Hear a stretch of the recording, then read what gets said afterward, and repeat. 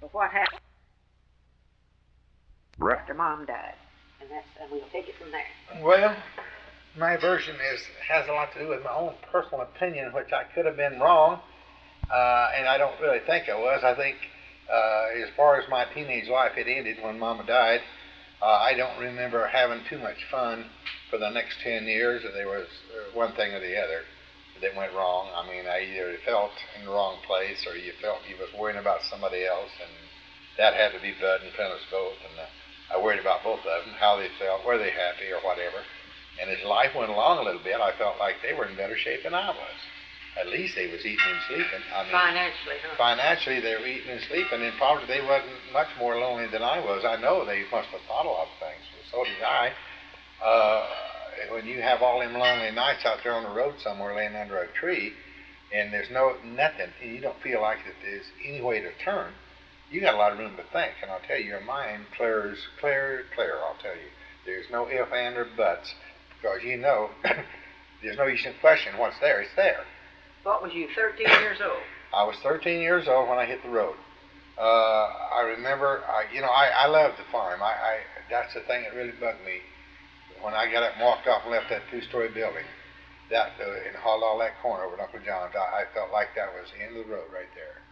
All the corn over to Uncle John's? All the corn over to Uncle John's. We sold the mules and everything, and all of a sudden there was nothing, absolutely nothing.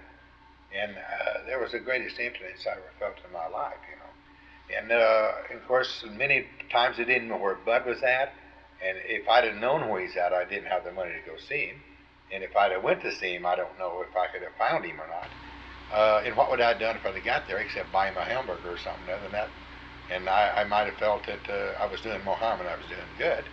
And in spite of the fact that all the things on the Clemens part that I heard about this, that, and the other, I felt that Joe done a favor to Clemens when he adopted her, because I felt that she would have togetherness there in a home, a place to live. In fact, I was kind of hoping somebody would come along and adopt me. I'd have felt a lot better off, you know. But it didn't happen that way. But I know that she must have felt that she had been cheated, and so did I. I was cheated out of a lot of things that I would like to have, because I don't feel I had any teenage life. I wasn't a teenager. When I hit the road, being 13 years old don't mean a thing in the world. If you got, you're gonna went from 13 to 19, huh? 13 to 19, and that was it. And the war come along, and first thing you know, I'm in the service, and here we go again. And still, I had so many things that I wanted to do, and I felt so independent within myself. If I could just have this, or if I could just have that.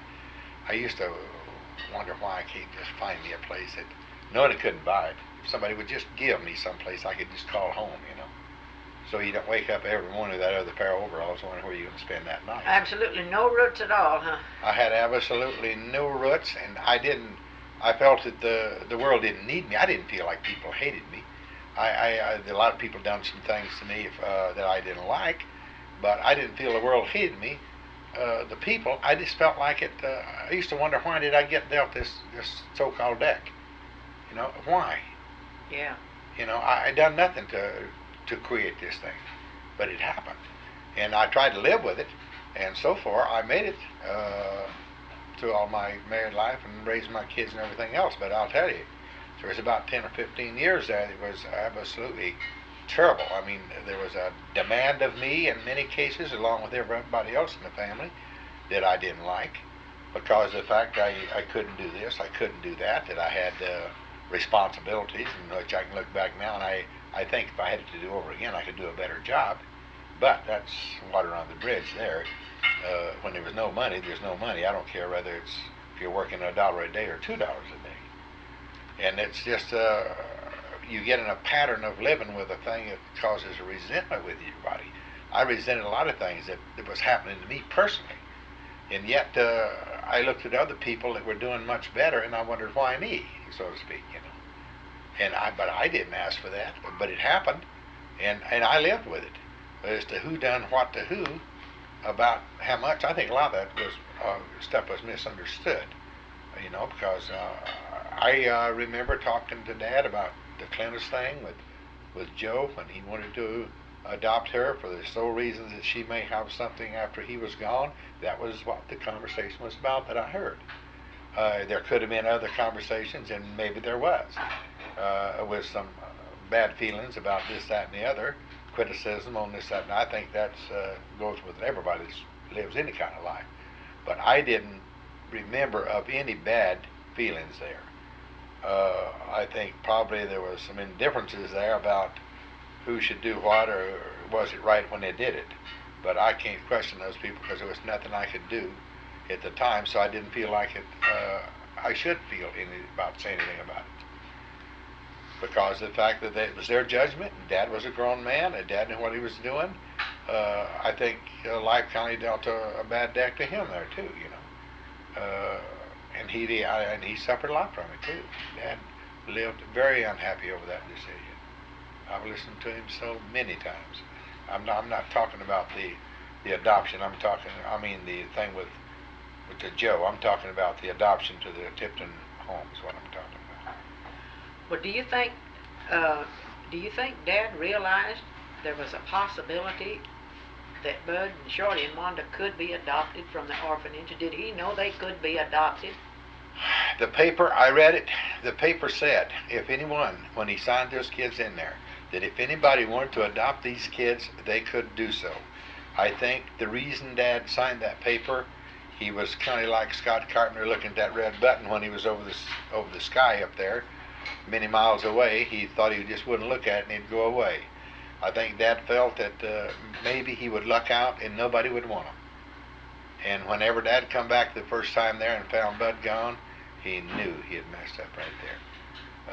What alternative he would have had? Now, it's easy to be critical of people when you don't know the circumstances. I felt very, very sad about the whole thing myself. Very sad. God, I'll never forget it.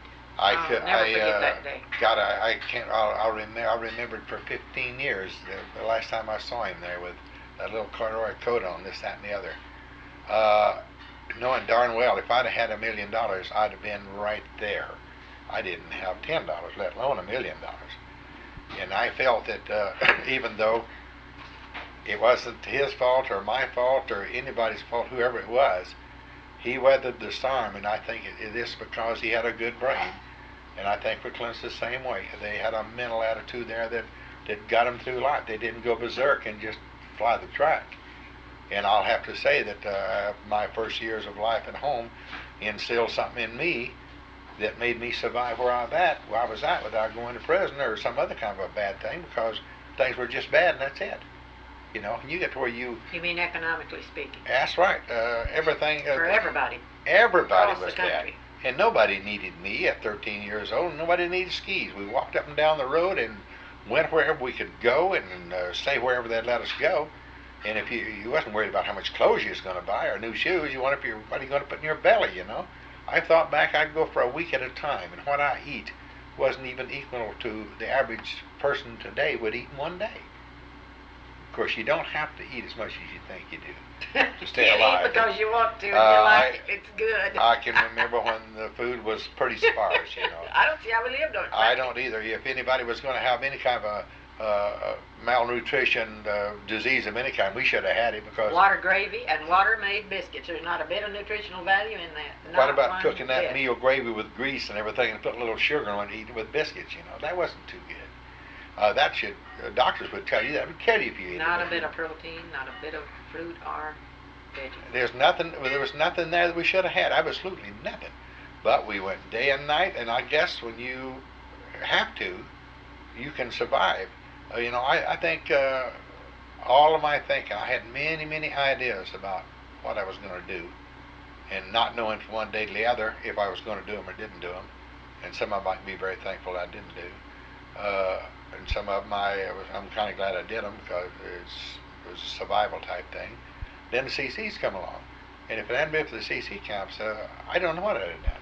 There was 2 critical years there. I messed around with the CC camps that just kept me alive, and that was it.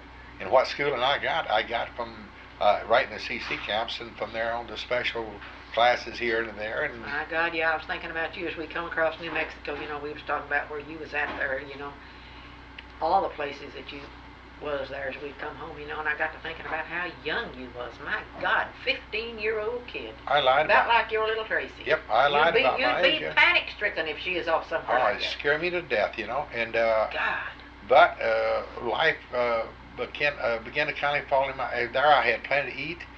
I had clothes. It was furnished by the CC camps, and I done fine there because I had a place to call my bunk. It was my bed. Yeah. And I spent quite a bit of time there. What about that situation, Mal, that come up right after Mom died? Before the farm was, everything was sold and it was nothing. Didn't Dad try to rent a place up there at Little Rush and everybody was going to go there, including Clintus? What was the lick on that? And somehow or another it didn't work out. What happened? Well, that Dad didn't do very much about that. That was me. I went up there. I heard about this. Some member of the family told me that that place at Little Rush was going to be available because the person was moving. The Davises lived there, and they were going to move. And they could not. That place had been abandoned for years. They couldn't find the owner. So ever who wanted it just kind of moved in accordingly. So I went up there and saw the man. He said, "Yep, I'm moving out. If you want this place, you can start moving in Saturday." I had it all cut and dried. I told Dad. I don't know what he really thought about it. He never said yes or no. So on Saturday morning, I had corn loaded, and the team all hooked up, and I had my first load of corn up there. I think about 6 miles up there in a wagon. Took me 10 o'clock or something like that when I got up there. And when I got up there, who do you think had moved in already? Buddy Williams and his wife. And they knew I wanted to have that, and they moved in. And I tell you, I looked that over, and I think it was one of the most tromped down feelings I ever felt in my life. I turned that team around and started back toward where we did live, and I didn't know what to do with it. I tell you, I had some very bad feelings against those people, and I never did get over it either. It's been a bad thing all of my life. I felt no respect for them people, and they all died. They had all their bad things happen to them, and I wonder sometimes. Wonder if we don't get what we dish out, huh? Yep, and here I am sitting out there at my age with absolutely, and I had been told, Bill Davis had told them that I had the place and everything. I assume he did, because that's a related type thing, see, and they just ignored me and never even come out and said, "I'm sorry, we took it away from you," and all this kind of bull. Then I went all the way back, unloaded that corn, sat there, and I don't know where this happened over a couple of weeks there. I don't remember another thing. There was nothing in that house. I thought about that a lot of times. There was nothing in that house to eat. Nothing. I think it was a little bit of meal. I made some meal gravy here and there. Virgin went to Uncle Sam Carraway's. How long had Mom been dead when Virg just flew the coop because he couldn't handle it all and went down to Aunt Etta's? When did he do that? About 1 week after Mom died, I think. Virgil left immediately because I don't remember him being there with me on that, gathering that corn or anything. It was you and Skis, wasn't it? Me and Skis. And Virgil left. He went to Uncle Sam Carraway's and stayed down there. And then Skis left. I don't know where Skis went. And I don't know where Dad was at. They were somewhere, but I was there by myself quite a bit of time. Where was Shorty? Was Shorty and Bud and Wanda, was they still over at Granny Brawley's? They were... You know, they went from the cemetery over to Granny's. No, I think... They was over there for quite a while, because I remember when Bud got the itch. Remember his back? Yeah, I remember that. Because he wasn't taken care of properly, but my God, they didn't have no bathrooms, no hot water, anyway. Then they come back to, I believe, didn't they come to Aunt Nan's out South Attic for a little while? Didn't they stay over there with her a little bit? Yeah. Because they never did come back to the West Springs house. They never did. I was there by myself. What time Skis was there, because Birds wasn't there at all. Dad come and went. I remember I left once, and he went looking for me. I don't know where he was at, but he come in and I was gone. He went up to the Wileys, and Billy told him I'd left. I don't know where Billy told him I'd went, but I was just walking up and down the road. I maybe told Billy that I was going to leave, but where was I going to go, you know? But then I come on back, and he was there. The mules was out. I went to look for the mules and found them. Got them all back, and really I was just kind of hoping that something would fall in place, but I knew it wasn't, because I knew Dad wasn't going to find that place. I knew that. Then for some reason or other, Dad says move all the corn to Uncle John's, and so I did. I actually lost track of how many loads I took down there, all that corn. Then Dad sold the teams, he sold everything, and little by little we just disappeared from that place. And then it was here, there, or somewhere else, you know. One tree to another, huh? One or the other, and I guess I stayed a little while there with Aunt Nan and Uncle John. Then we moved to, you had got married naturally, and then we went to the little house down on where I got hit with a car. Then it just kind of, everything just kind of done its thing from there on. But, you know, even there, it makes me wonder, in that house where I get hit with that car, what did we do for food? We didn't have no money. I don't know, you know, and me and Galen stayed down there. Some of the relatives come to me and said, you ought to go and stay with your daddy and help take care of those kids. Uh-huh. Well, heck, I was just a kid myself, you know. Yep. And just freshly married, you know, and you just don't, when you're married, you just don't up and do as you please about everything. Well, that's for sure. And there wasn't no work down there for Galen, you know, and heck, David was born about a month, you know, after we left there. Yeah. And holy cow. I don't remember, I don't know where Dad got any money, or did he have any money. I remember we had some flour. I don't know if he had any money. He's the only one in the family that had any. So the only thing I can remember eating right there in that little house, Vona, and I'll never forget this incident. We had, undoubtedly, we had flour and something to make bread with, because I'd make biscuit and we had some oatmeal. Because biscuit and oatmeal, I cooked my own biscuits. And one of them biscuits undoubtedly wasn't too good, you know. So one day, this guy came to the door and said he's hungry. And I had about 3 or 4 of them sinker biscuits I'd made left over, and I told him, I said, hey, I haven't got nothing. I got 3 biscuits. He said, I'll take them. And I gave them to him, and boy, he went down that road, and boy, he's working on them biscuits like he was starving Oh, to God, death. he's a starving to death. And he was chewing on them hard-tack biscuits I had there. But that's all I can remember eating there. It was oatmeal and biscuits. We never, if we had any meat at all, I didn't remember, I caught an eel one time, you know, and I never could act so much like a snake, but I cooked that eel and eat it. Seemed like we done some fishing, me and Galen tried to go down to the river, you know. Yeah, and I caught a I cat. don't remember ever catching any enough to fill the skillet. I caught a catfish, a pretty big one down there, but I guess we went, yeah, I'm sure we cooked and eat it, because I don't think, we talk about all this good flavored stuff we had back in those days. I don't think it probably was so good flavored. I think we're starving to death. We'd eat anything. Anything would have been good. Yeah, my gosh, I used to walk by and get to go to town once when we was back on the farm. I walked by a hamburger joint and you just dang nigh collapse, you know. And I know them hamburgers wasn't that whole lot better then they are now, but they just taste that way, see. Wasn't hamburgers a nickel then? Yep, you could get hamburgers with the meat hanging off and the lettuce too. Them suckers that big around for a nickel, you know. And the girls sometime would approach you on the street for trade their body for 25 cents or a hamburger. 12, 14-year-old girl for a hamburger. She'd go to bed with you. Starving to death, just like I try to tell people today. These people grow up and get all this comforts of life, and good for them. Their morals change when you're starving and you're hungry. It's a different ballgame altogether, you know. So, you know, I think that's the reason I tell everybody, include my own kids, and I even do it myself.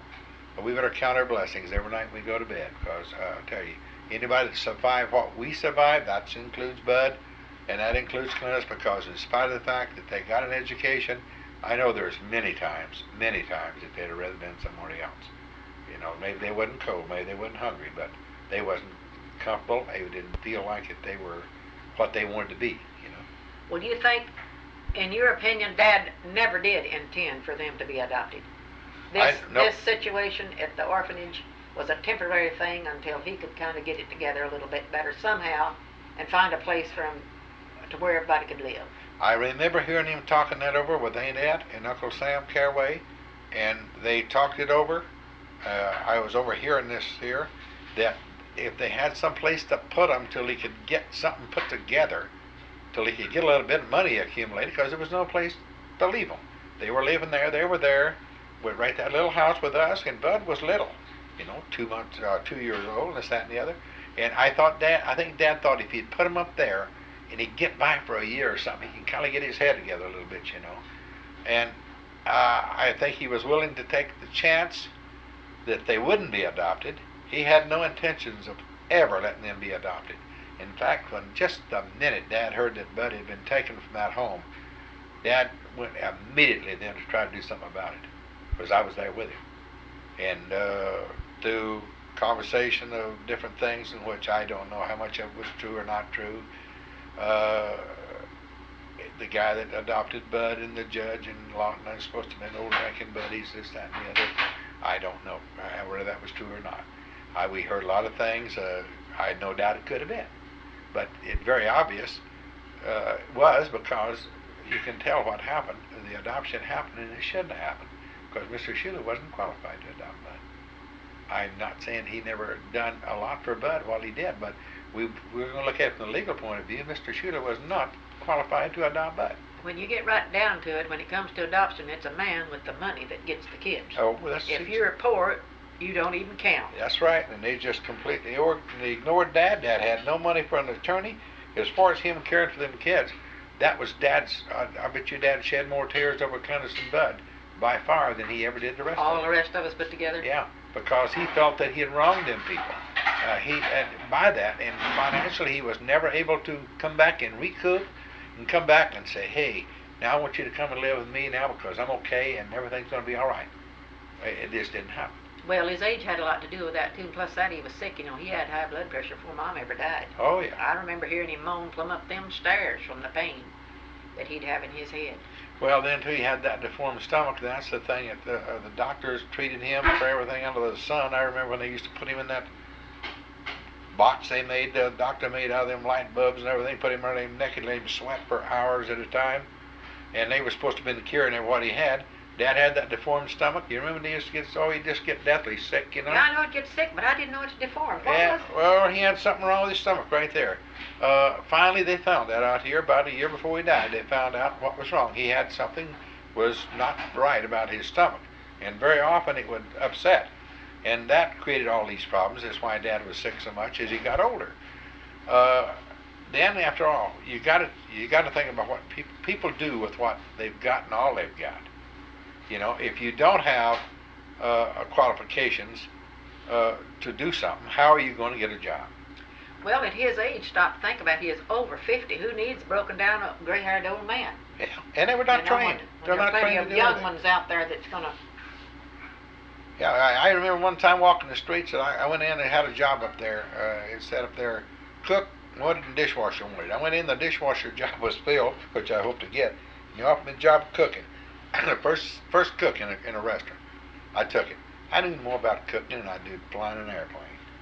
But how long did you last? I worked one shift and drew my pay and left, you know, because I think they was going to fire me, you know. But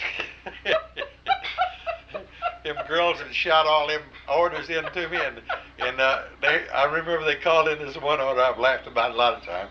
They said something about they had it was bacon, eggs, one in the water or something. The other so I threw one in the water. They wanted poached eggs, you know. But I lasted long enough to draw one day's pay. Walked out there feeling like a millionaire. Yeah, well, God, I relived that 100 times. I knew no more what I was doing than a monkey's uncle, you know.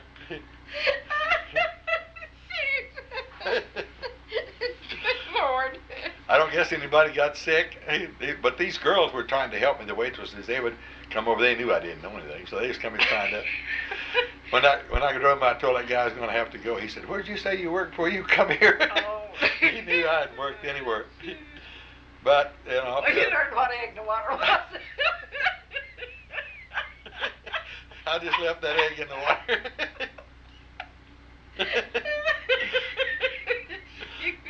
truth comes out now. I never told you that before, Leon. I didn't want to. There's certain things you don't talk about, Leon. You knew I've been an expert cook ever since, so I learned. Guys, I woke up in the middle of the night laughing about that. Boy, you talk about being dumb.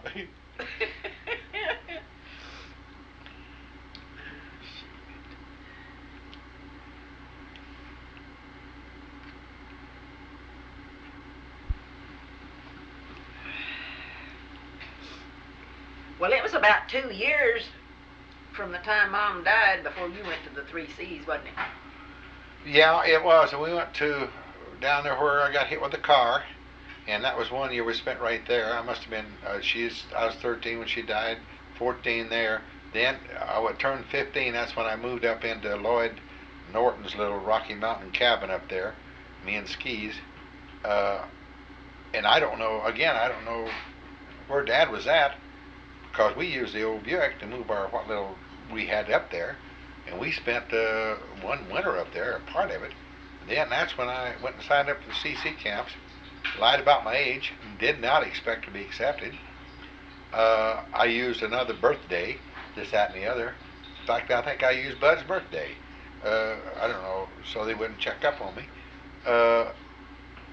But they accepted me right on through with no problem at all. I think they must have felt sorry for me or something. And Virgin listed the year before that. He'd been in the Three Seas 1 year, hadn't he? Yeah, Virgin went in 37, and I went in 38.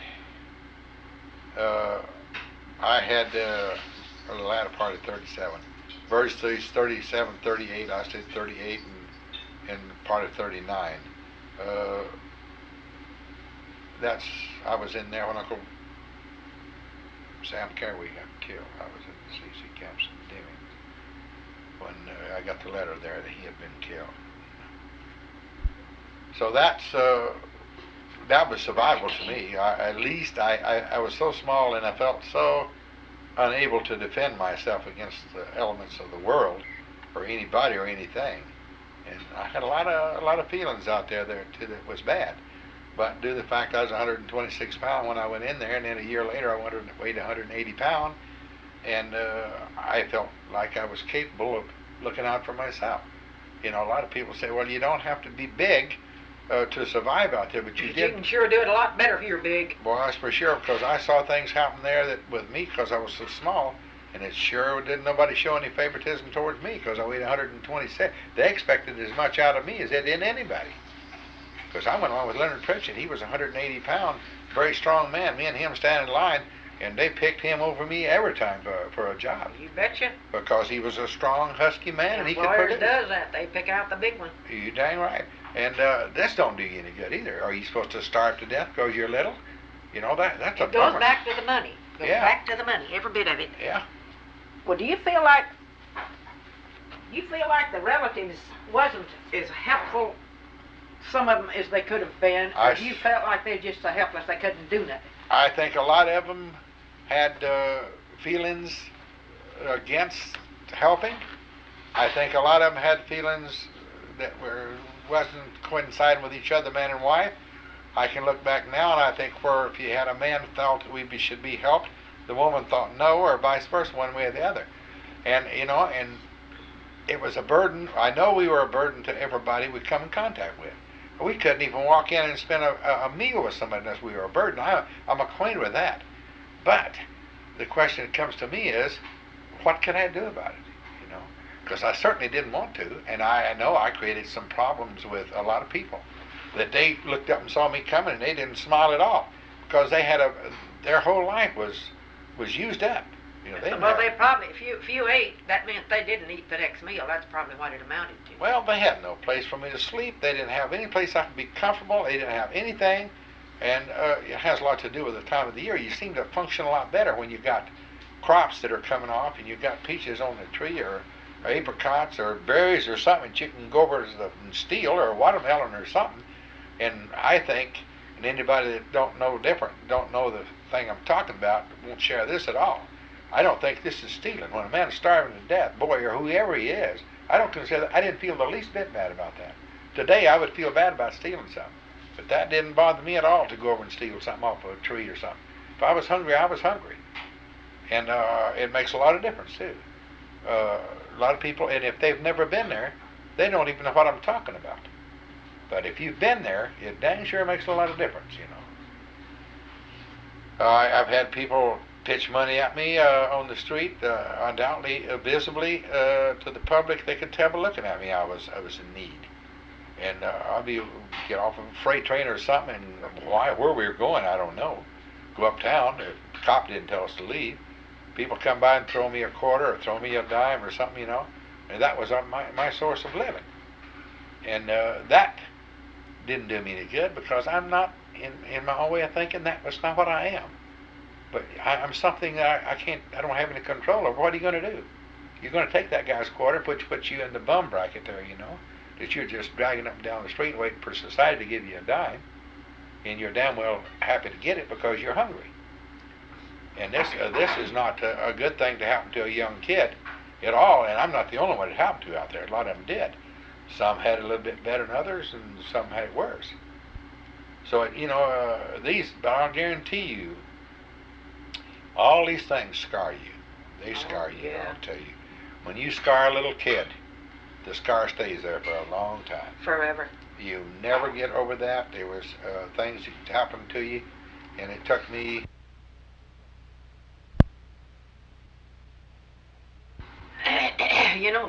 The sad part about a situation like that is, for some oddball reason, society is not as willing to help a man with a bunch of little kids as they are a woman. That's and for I sure. don't understand that. How in the world can a man go out and earn a living and financially take care of kids if there ain't nobody to take care of them? Well, How can he stay home and do all that? Well, he can't. I think Dad's problem was he was so independent. Dad didn't want to ask anybody. He figured that if they wasn't going to volunteer, that he would not ask them. And I guess that's where I got some of my own independence. But I don't know how he wasn't just the type of person who could walk over and pour his heart out to some gal and say, "Would you please help me look after my kids?" But you look at it again too.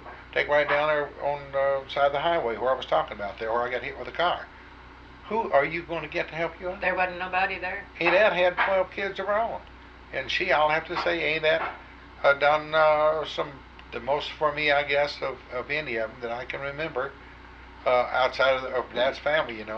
I think she done more, not because she enjoyed every bit of it. I know there's a lot of times when she should have felt a lot better if we'd have left, because she was overburdened with her own family. She couldn't handle it. And it was just more there than you could think about. Just like when I was at her house one time trying to go to school. Had no business being there, but I was so sick. I was wondering if I was going to die, and I didn't much care. Laying in one of them back bedrooms there. And I guess I got delirious or something or other. I don't know what made me get worse, but she come in the bedroom there. I'll never forget this. And brought me a teaspoonful of sugar with 3 drops of kerosene on it. That's all there was in the way of a medicine. And I took that sugar and that kerosene, and I'll never forget how it tasted. The doggone sure cure that sickness, because you're afraid you'll lay there and they'll give you another one. So you get well, because I'll guarantee you that's the most terrible stuff I ever tasted in my life. And I said, hey, I'm going to get up from here and walk. She'll come back with another spoon. She'll come more of that kerosene, and I don't want no more of that, But I look back then, it was things were just wasn't right at all. And I don't know what the answer was. I don't know. There's nobody I can blame. I know Dad was criticized by different people on different things. From probably the outside circle, but I don't feel that way. I feel Dad done the best he could do for what Dad had to do with. Under the circumstances. Yeah, Dad could not. I can think back a lot of times the things that he done, and it makes me wonder now why he did them. I'm talking about, for instance, on the Prairie Hill up there. Who in the world ever told him he could farm that hill? There wasn't enough land there that you could raise a garden. It was worth a darn. But he thought so. Well, on the river now, we made some money. Now, why Dad didn't try to get better farmland to farm? Rush Springs wasn't no better. Well, there was no land to farm there on that hill. It was just open land for cattle. That's all there was. But maybe he couldn't do any better. I think Dad was one of these skeevers just like him. Just exactly like him, and just too timid in so many ways to do what needed to be done. Do you know what I mean? He just wouldn't get the bull with the horns. He wouldn't do it. And some men, I don't know if they're born that way or they're conditioned by their mother, but they're helpless. When it comes to taking care, men are not caretaking people anyhow in the first place. And they're the money-making part of the the team, you know.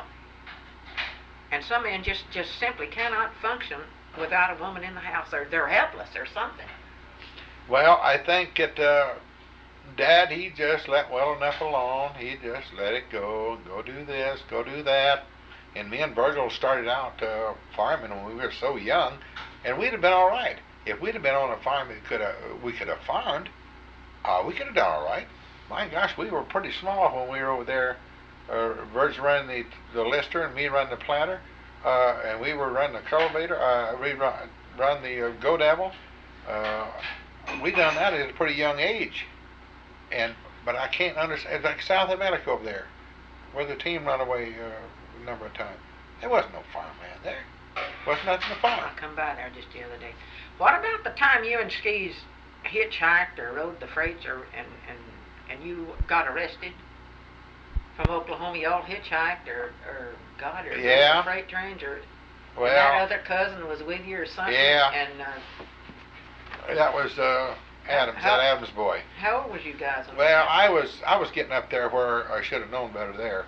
I'd already signed up for the Coast Guard, and I was going to the Coast Guard, but I didn't think they called my birth certificate, but they did. Uh-oh. And I wasn't 21 years old. So I was trying to get the Dad to have him to sign that, and I was going to go to the Coast Guard. Supposed to went through Alameda over there. But, you know, we probably was going to party a little bit on the way home, goof off, spend our money, had a little bit of money. And we got caught, and today people would sue or a thing like that. We didn't do anything out of the way. We was trying to get home. We were riding a freight train, but they frowned on that then. And the Skis got away, and I didn't. He run, and he got away. He got on through here, but they arrested me and sent me to San Bernardino for 30 days for riding a freight train. I done 25 days in San Bernardino County Jail. My God, and you wrote home for money to pay your fine, and we couldn't even, between me and Dad, we didn't even have $15 to pay your fine. I'll never forget that. Somebody sent me some money, because I almost lost it. When I went up to check out of the jail there, they was giving me all my belongings, and finally I started to walk out the door, and he said, "Wait a minute." I thought, "Oh my God, is he going to throw me back in again?" And he said, "You got an envelope here, and it was a letter from Dad. I forget how much is in it." But I walked out then and bought myself it was enough to buy a ticket from San Bernardino to Merced on a bus, or Porterville. Yeah, I don't know. Yeah, that's where we lived then. Yeah, I don't know who sent the money. I don't remember, but these were part of my life that I could have done better. I had no business with that kind of business there either. But of course, going to the Coast Guard, things were a little bit drastic, and you didn't worry about what you're going to do tomorrow because you knew what you was going to do tomorrow. You was going to the service one way or the other.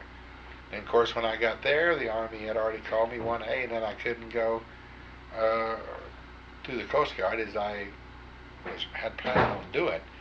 Then I went in the Army right there immediately. As soon as I checked in, that was it. And the rest of it didn't, was kind of self-explanatory. When I come home, that was all over, and then I started trying to survive what I had lived that had been my downfall toward getting a job and getting started, and I met her, and then we got married and started forming this and getting that and the other. And I don't feel sad about what happened after I come back from the Army. I think I done pretty good due to the fact that I didn't have much to start with. But these hang-ups that for the years before that, I had that. I used to get up in the middle of the night, and the others couldn't understand this, but nobody else can either.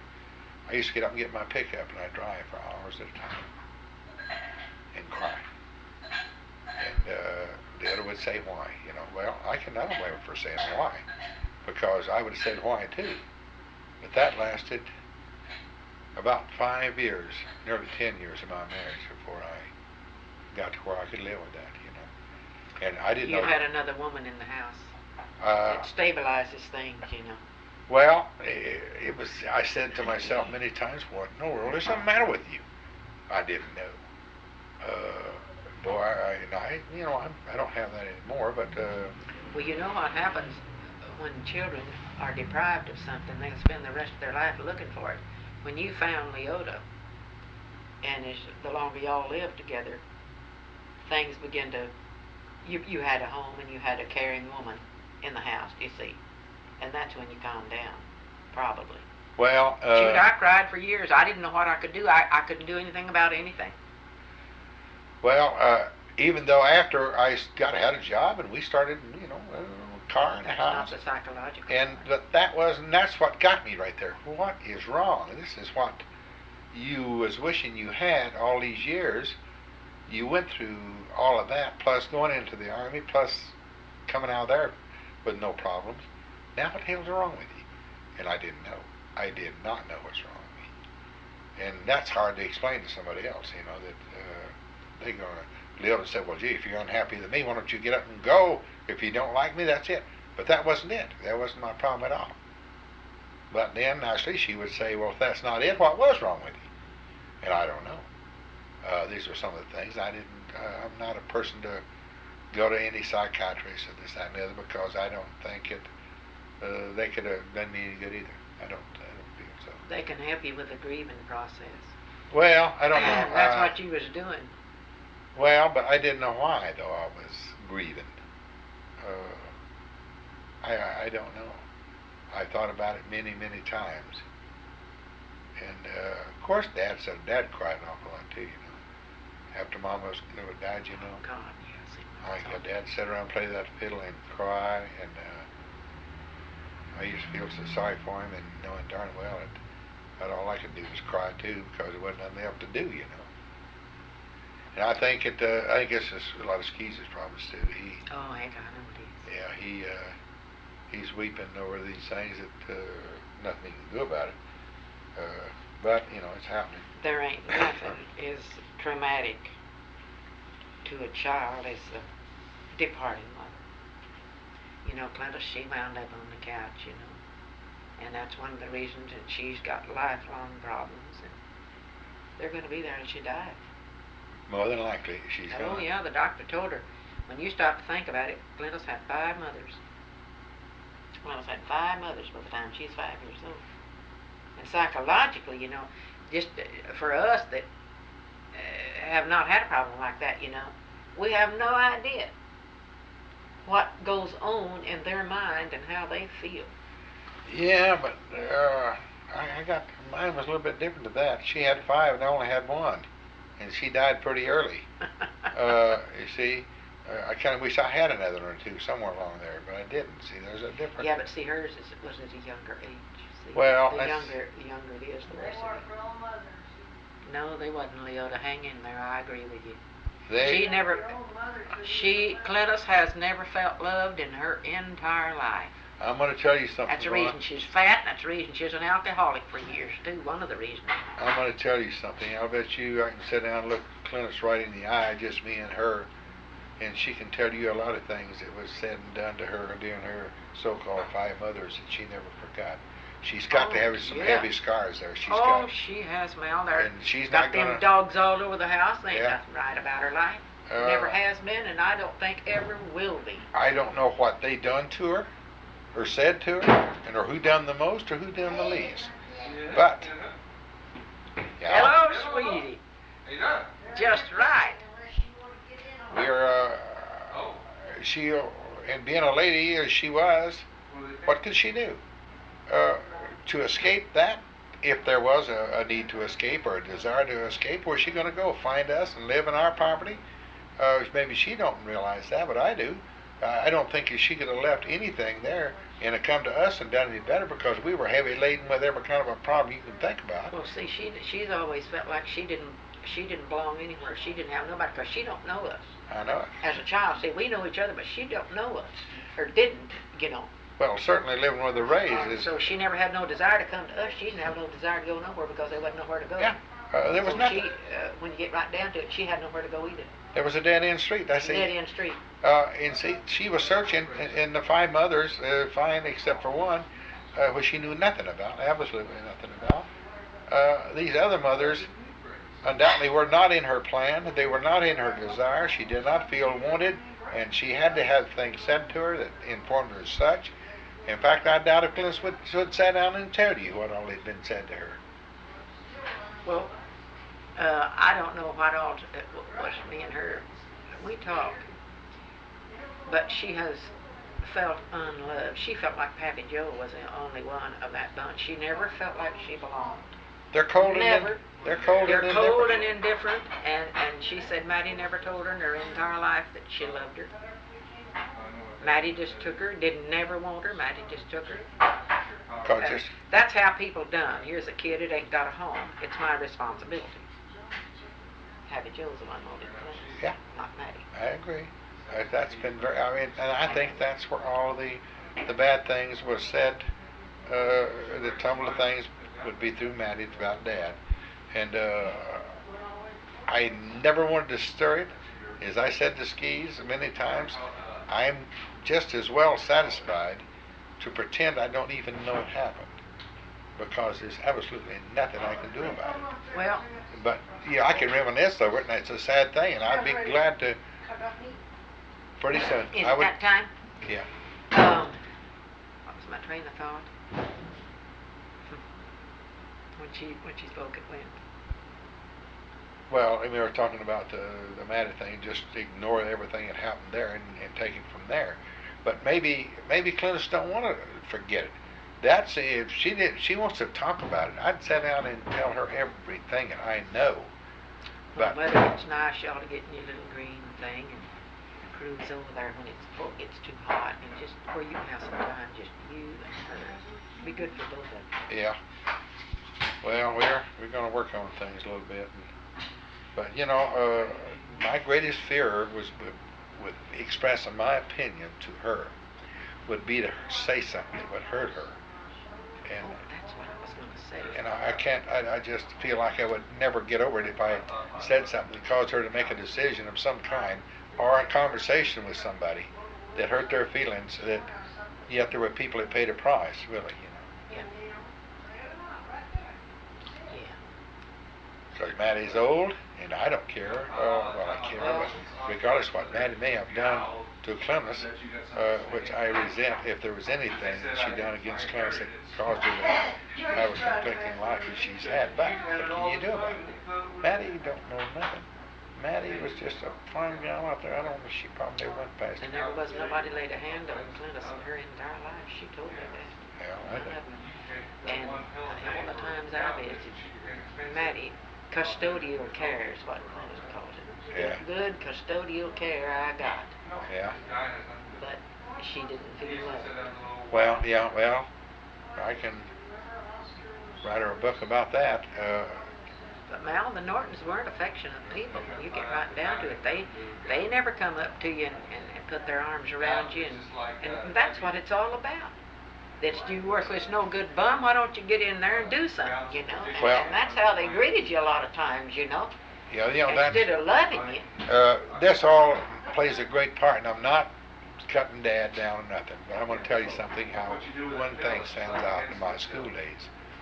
Dad, I don't remember ever having Dad go to the school, and I don't even know if he knew what our teacher looked like. I doubt it. But one time, right, and that's the last year right there, and why Dad done this, I'll never know.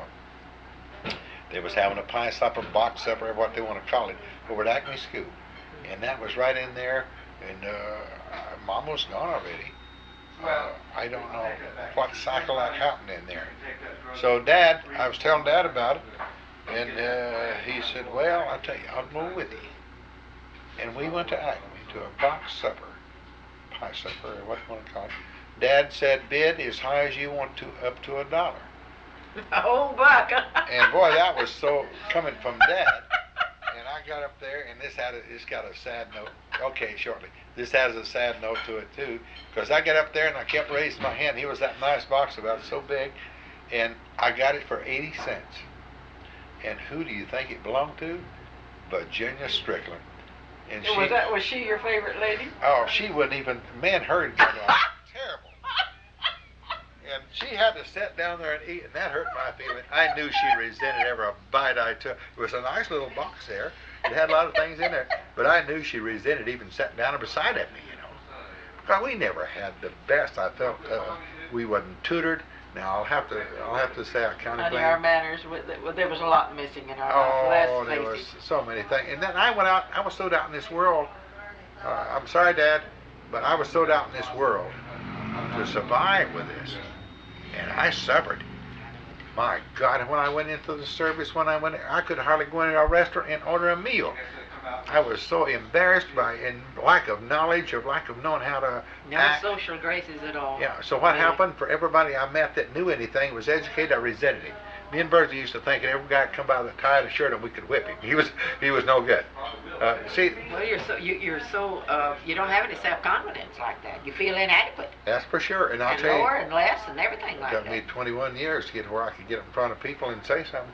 And the Army, the Barber College is what really broke me right there. I got to where I could. That was a turning point for you, wasn't it, when Yep. you went to Barber That's College? where I learned to mix with people. That's where I learned to find out that I could make a living.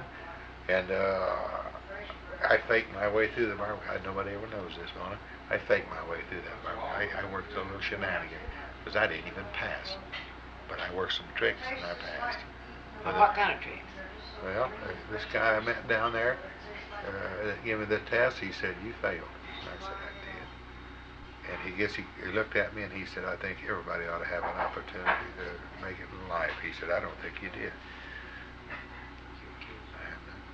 good fellow, ever who he is. What did you fail in? Was it oral? Math, and so I didn't know any of that. I hadn't been that way. You had to work Well, problems. heck, you had to be a high school graduate, didn't you? Oh to go God, to yeah. Barber College? I didn't have all that stuff, and I failed. He told me, he said, "Hey, I think everybody ought to have a chance." And even then, it was difficult for me to go through all that, and the education I'd had to learn. You learn a lot of big stuff when you were going to Barber College. You know, that's big words. Yeah, I remember my kids is going. And that's just the wording of it. That had anything to do with the math part of the. They gave me some pretty good math stuff there, and I didn't know how to do that. I guessed my way through. Dave said it was to separate the morons from the educated people. You want to take a break, Neil? Okay. We'll turn this stretch off. I'm going to go to the...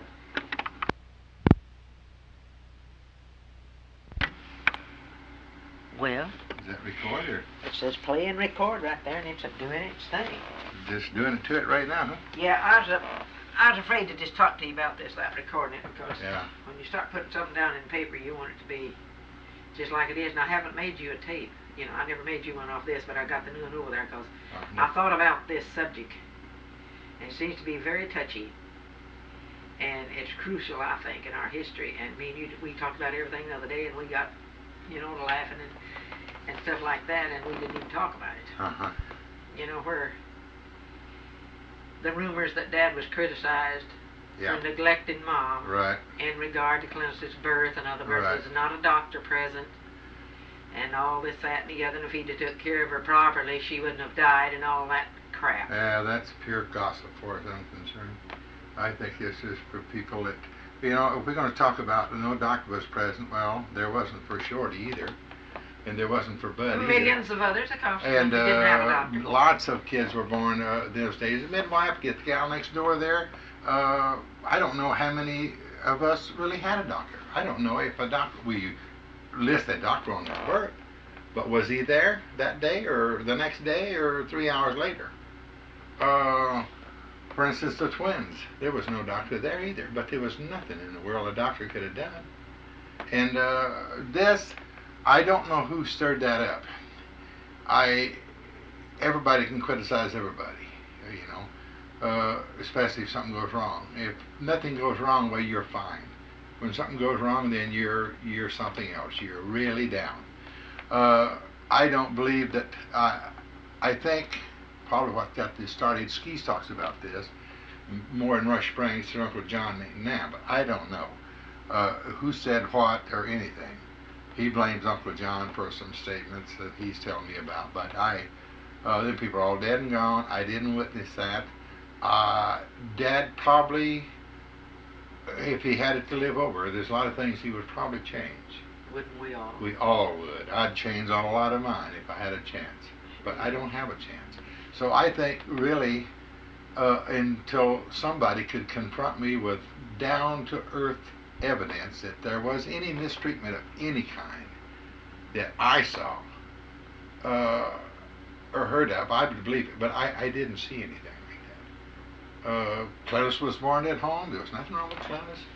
Mama had blood poison later on. Many women today get blood poison in hospitals right today under supervision of doctors. This is nothing new. This was something that happened back in those days with childbirth. It was this common. My gosh, you used to hear Dad talk about the Indian gals walk along at the picnics and different places, and they go into labor and they hold a blanket up around her, lay it on the ground, they have their baby, wrap it up, and go on and see the rest of the show. Yeah, there's a whole lot more children born without a doctor present than there was with one. A lot of them. And if people wants to be critical, I can look back at so many people that lived in different ways and had no doctor. They started after a doctor 6 or 8 miles away, a horseback. The baby's starting to be born. When by the time the doctor gets there. Yeah, what a lot of people don't stop and think about today, you talk to an RN that has quit a hospital today, and she'll tell you how many babies she's delivered in the modern hospital today because the doctor didn't even get there. They called him, but he didn't show. Time he got to, the baby's crying there in bed. In other words, they just collect the money. They just collect the money. We doubt very seriously when Ron was born. I doubt very seriously if that doctor was there. He did not show. I was all over the place. I'd never seen him. 15 minutes after he was born, he showed up. I think the nurse delivered him because they're off somewhere at another hospital. Maybe they're busy, but nevertheless, I think if you're going to pay for a baby being born, the doctor should be there, or else give you the fund back anyhow, you know. But I wish I knew. Of course, the thing of it is, I don't like to stir up things in the past that you can't do anything about. But I would like to sit down with these people that started this rumor and tell me some stuff. Why did they tell Clemens these things? Why did they tell Bud? If Bud knew. Or what? What's the big deal? Bud knew, and I don't know who told him. And what's the big deal about who's going to arrest who? I heard about this. This is absolutely, as far as I'm concerned, is completely false. I heard Mom and Dad have a few arguments during my days, of which were a small amount compared to the rest of my life. But I didn't see any abuse there. Dad he was his own man. He lived life the way he thought it ought to be lived. And so does a lot of other people in this world. But I've heard rumors come from Uncle Owen's outfit about that ever since I was quite young, that I didn't care for at all, you know.